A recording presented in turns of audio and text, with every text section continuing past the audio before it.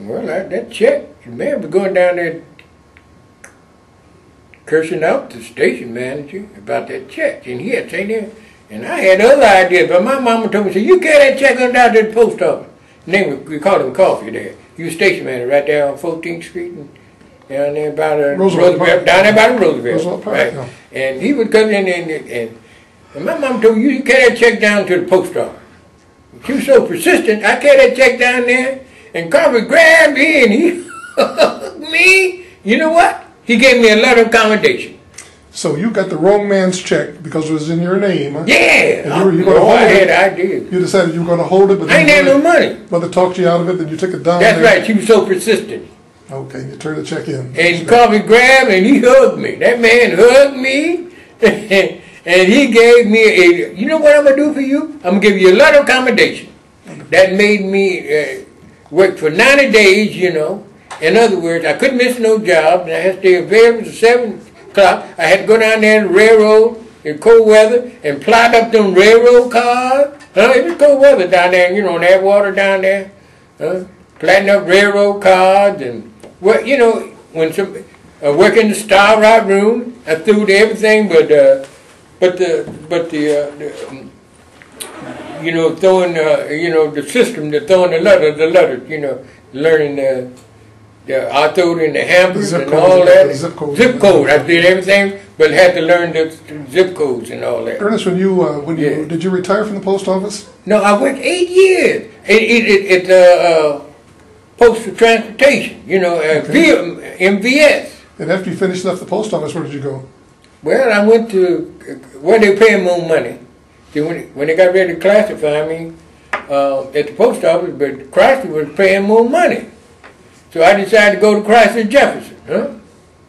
And that's where you retired from? Yes, I was inspector. Yeah, and then worked in quality control. Okay, so you've had a pretty full life there, fellas. But see, when the reason I come out there, I went to computer school, and then in quality control, I used to take my book home and mark it up, you know.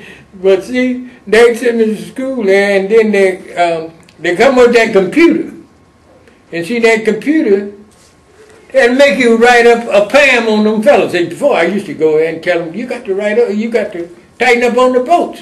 But see, that computer, we call it idiot box, and you, it'll tell on you. It told me I got to get around them stations.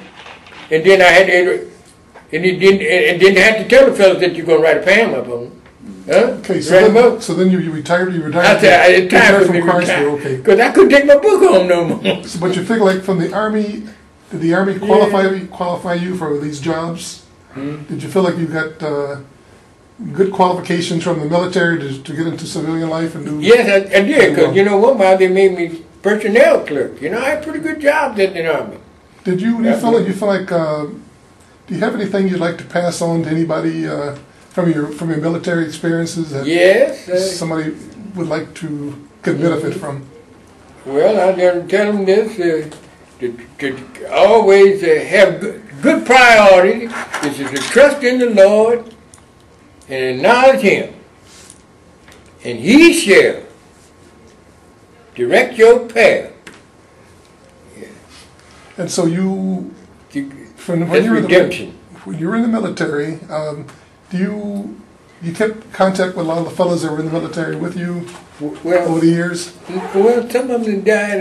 I knew I had a couple of them. My tank commander, he passed. He went to Grace Chapel there, and I would go see him all the time. He passed there. He was a steward over at Grace Chapel. Yeah, he died last year. Well, he's the one that saved my life. Okay. Tico had 62 tanks on there. My magnetos on there. We landed on the engine, and man, I was lived like a dish rag. I couldn't start my tank because the magnetos stuck. And everybody rushed up to the top of the deck, you know, on that barge. And he happened to just look around and said, "Where's Ernest?" Lord have mercy. They went down there and lived like a dish rag. You know, all that carbon dioxide. I said, Lord, look at you. If you do right, the Lord will see you through. Wonderful, wonderful. I said, trust in Him. I keep trusting Him now. In my old age, now I trust in Him. And I acknowledge Him. Okay. And life ain't so hard. Ernest, sounds like you've had some wonderful experiences in the military and in civilian life. Yes, sir. And I think we're just about ready to conclude your interview. We certainly appreciate your coming, and I think we've learned a great deal from just sitting here listening to you.